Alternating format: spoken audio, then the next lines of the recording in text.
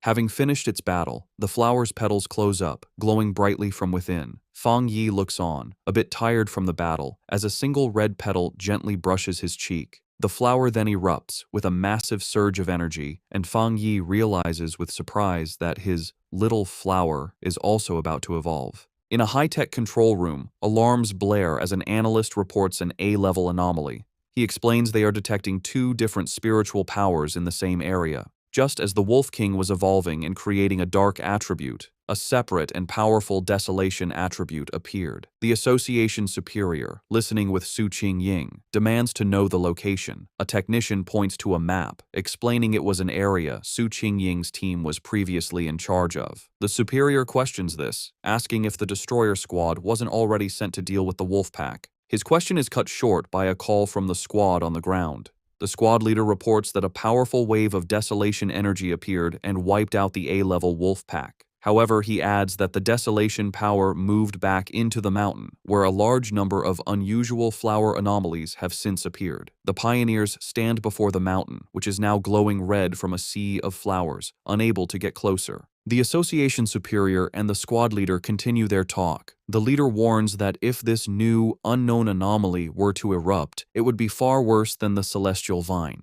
He requests support, admitting that even with all the pioneers there, they likely couldn't handle an unexpected event. The Superior agrees and decides to send 2 elite teams. Su Jingying, however, has another idea. She looks at her superior with a knowing expression, stating she has a feeling that the source of the desolation power is Fang Yi. She interrupts the call, pointing out that Fang Yi's home is in the area and confidently declaring that he will protect everyone. As she speaks, a vision shows Fang Yi floating in a fiery aura above the city. Back on the mountain, the landscape is now covered in a sea of red flowers. Fang Yi stands before his obedient little white flower, which has grown to a massive size. He observes that, just as he suspected, after eating the Wolf King, the flower is about to evolve a second attribute. The giant red flower blooms, its center now glowing with a brilliant golden light. Fang Yi is surprised, noting that the flower's new power is a fire attribute. He touches the massive plant, remarking on how its evolution method, simply swallowing enemies, is an incredibly easy way to gain power. After its evolution, the massive flower shrinks back to its original handheld size, its petals now a deep red. A system window appears, confirming the spiritual flower has completed its evolution.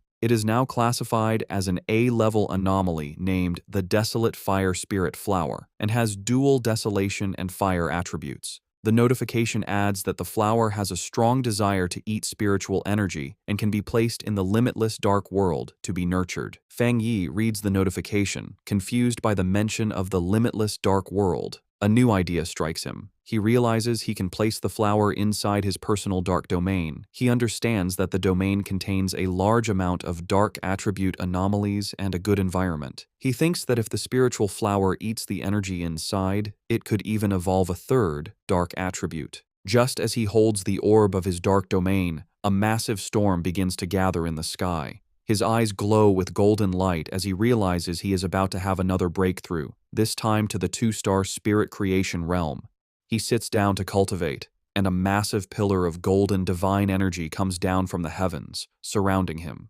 As he meditates, he feels his power becoming easier to control, the spiritual energy of the world merging with his body as if they were one. Elsewhere in the mountains, a muscular man with spiky hair senses the immense energy of the breakthrough. He follows the light and is amazed to find the source of the power. He is thrilled, recognizing the legendary Heavenly Fireblade and realizing he has found a 2-star spirit creation realm cultivator. Watching a video of Fang Yi's previous battle, the man is surrounded by his own fiery aura. He declares that he will crush this new fire attribute pioneer to prove to everyone that he is number 1. Back at his cultivation spot, Fang Yi's sharp senses pick up a new presence.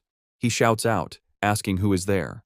The mysterious man launches a massive fireball at him, questioning if he is a fire attribute pioneer. Unfazed, Fang Yi gathers his dark energy and easily absorbs the powerful attack with his own vortex. He smiles, satisfied that he has finally lured out this hidden enemy. Fang Yi recalls that he had sensed the man hiding nearby for a while, not even trying to hide his spiritual energy. He identifies the newcomer as a wild pioneer, someone not with any organization who loves to challenge others, who has just broken through to the spirit creation realm. The muscular man, now fully revealed and surrounded by a powerful, fiery aura, lands before Fang Yi. He comments that Fang Yi is interesting and that he can feel a strong spiritual pressure from him. He then introduces himself as Jiang Lu and aggressively asks how Fang Yi managed to hide from his fiery attack earlier. Fang Yi remains silent, observing his new opponent. With a confident grin, Jiang Lu says he forgot to introduce himself properly. He declares that his name is Jiang Lu and that Fang Yi will remember it soon enough. With that, he charges forward, his body covered in flames, ready to attack. In response, Fang Yi calmly raises a hand, pointing 2 fingers toward the sky, and simply says the words, "Divine Thunder." A massive bolt of brilliant blue lightning comes down from the heavens, aimed directly at the charging Jiang Lu. Jiang Lu is caught completely by surprise, wondering what this new power is. The divine thunder strikes him head-on with immense force. He lets out a pained cough, smoke coming from his mouth after the powerful impact. He struggles to his feet, his body covered in crackling blue electricity and scorch marks. He wonders what just happened, questioning how his opponent could use a thunder attribute when he was supposed to be a fire pioneer. He grits his teeth, his body still shaking from the powerful electrical shock. Fang Yi stands over the defeated Jiang Lu, who is on his hands and knees, completely unable to move. Fang Yi grabs him by the hair and brutally smashes his head into the ground, causing the rock to shatter. With crackling blue lightning still surrounding him, Fang Yi mockingly asks his opponent to repeat his name, saying he didn't hear it the first time. Jiang Lu can only stare in silent shock, his face pressed against the broken ground. Jiang Lu is filled with disbelief, wondering how he could have been so easily defeated. He had just reached the 1-star spirit creation realm and had always been the fastest cultivator he knew. He couldn't understand how he lost, especially when he hadn't even had a chance to use his ultimate move. His mind flashes back to a time when he was celebrated by his peers, his rare and powerful fire attribute making him a true powerhouse. He had believed that everyone would eventually have to submit to him.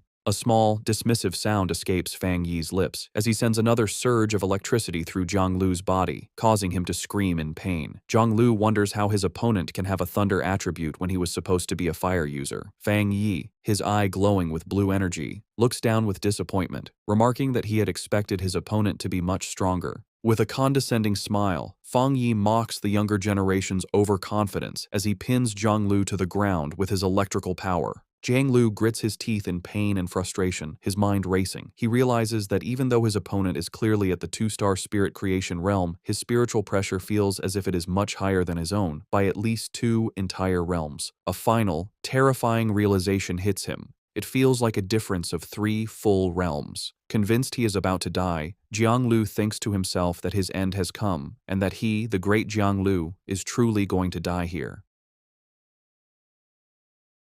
Thanks for watching. I'm going to see you next video.